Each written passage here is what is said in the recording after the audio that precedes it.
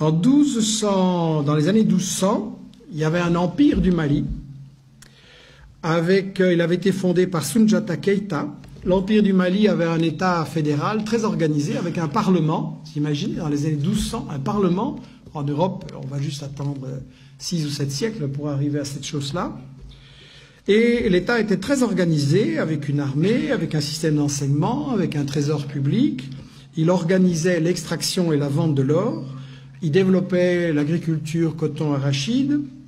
Il y avait des centres universitaires extrêmement célèbres à Tombouctou, à Géné ou à Ségou. Et un des successeurs de Keïta, Boubacar II, 2 siècles avant Christophe Colomb, a lancé 2 expéditions maritimes pour découvrir l'Amérique. Donc, pour des gens qui ne sont jamais entrés dans l'histoire, c'est pas mal. Et en fait, ce qui est intéressant, c'est que donc, il y avait toute une économie en Afrique et au Mali.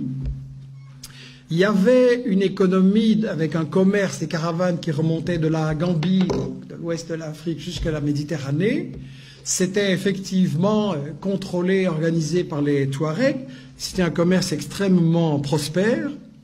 Et quand le colonisateur français est arrivé là, intéressé par les matières premières, qu'est-ce qu'il a fait? Il a totalement disloqué, brisé ce commerce.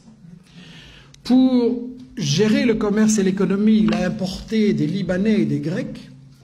Et ensuite, la grande démocratie française, qu'est-ce qu'elle a fait? Elle a assassiné des milliers de professeurs de langue arabe. Pourquoi? Parce que ce commerce entre toutes ces régions et tous ces pays, quand vous faites du commerce, vous avez besoin d'une langue que tout le monde comprend. Aujourd'hui, c'est l'anglais. Vous voulez faire du commerce, c'est l'anglais.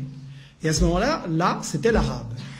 Et donc, si on voulait détruire ce commerce et que tout soit pour l'exportation vers la France, on a massacré des milliers de professeurs d'arabe à l'époque.